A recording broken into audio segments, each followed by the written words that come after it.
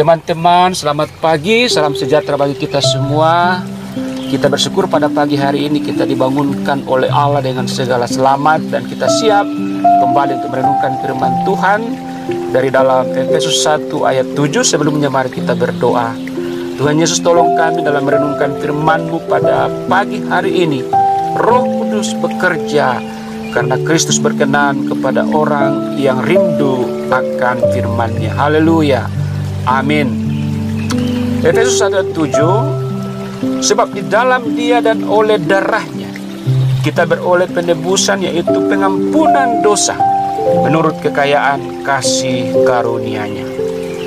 Teman-teman yang dikasihi oleh Tuhan Yesus, dalam sejarah gereja kita mengenal atau saya memperkenalkan seorang santo yang bernama Santo Jerome, yang disebut juga sebagai imam dari Dalmatia, Italia.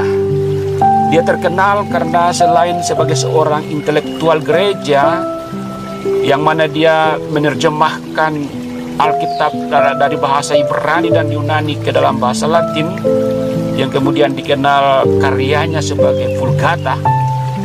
Santo Jerome juga ini adalah orang yang sangat tekun di dalam merenungkan firman Tuhan yang disebut dengan meditasi firman Tuhan.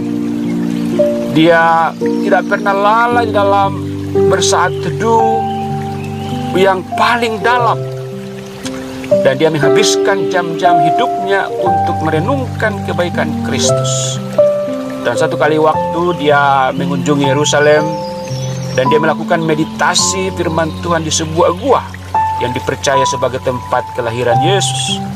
Di sana dia mendapat penglihatan bahwa dari sebuah titik putih yang bercahaya, dia melihat sosok Yesus datang dan menghampirinya.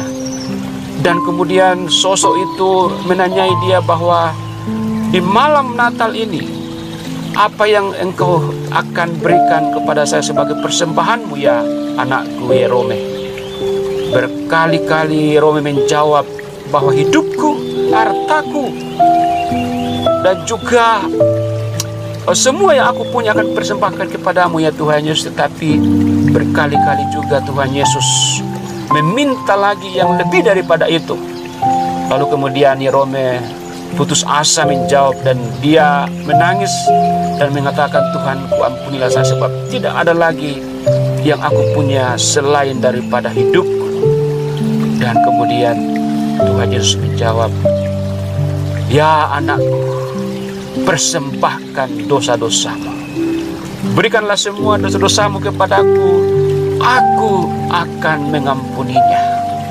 Saudaraku, Jerome dan mungkin juga kita berpikir bahwa kenapa Tuhan meminta dosa-dosa sebagai persembahan? Bukankah ini adalah sebuah yang terlalu najis buat kekudusan Tuhan? Tapi di dalam cerita ini, saudara-saudara, yang mau mengatakan kepada kita adalah bahwa Tuhan sudi dan Dia selalu rela untuk mengampuni setiap pelanggaran kita, asal kita berjanji untuk bertobat. Itulah persembahan yang paling berharga.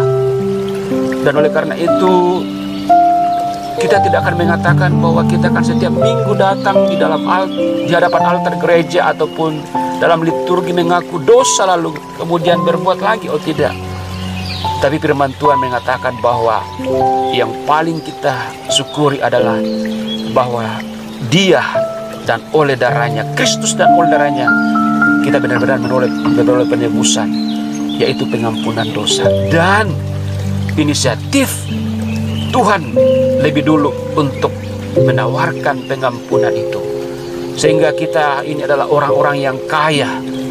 Bukan kita kaya harta, kaya jabatan, kaya cinta, relasi dengan manusia, tetapi kaya akan kasih karunia-Nya yang menjaminkan kehidupan kekal bagi kita, yaitu janji Allah bahwa siapa yang datang kepadaku, percaya sebagai jalan keselamatan dan bertobat, sesungguhnya kehidupan kekal adalah sebuah kasih karunia yang tidak ada bandingnya dengan dunia ini, yaitu bahwa kita akan bertatap muka dengan Kristus yang kita sembah selama kita hidup, selama dunia ini ada, dan kita akan menikmati kemuliaan bersama dengan Dia. Marilah seperti Santo Yerome yang setia di dalam rindu akan kebenaran firman Tuhan.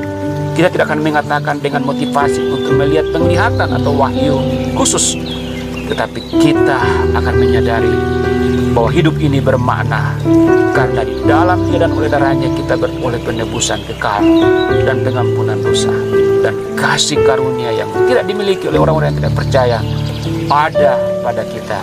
Mari kita wariskan ini kepada anak-anak kita, keturunan kita, bahwa bertekun di dalam meditasi firman Tuhan, merenungkan firman Tuhan adalah jawaban kita terhadap apa yang dilakukan Tuhan, yaitu mengampuni dosa-dosa kita.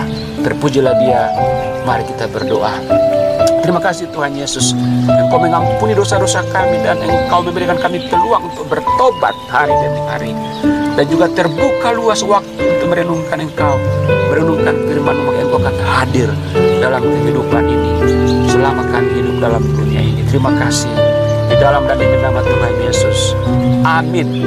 Teman-teman, selamat beraktivitas kembali. Ingat firman Tuhan ini, bahwa kita diampuni oleh Tuhan, dan itulah kekayaan kasih karunia-Nya.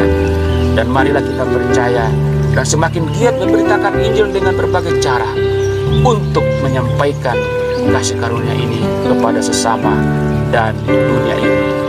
Terpujilah Dia. Haleluya. Amin.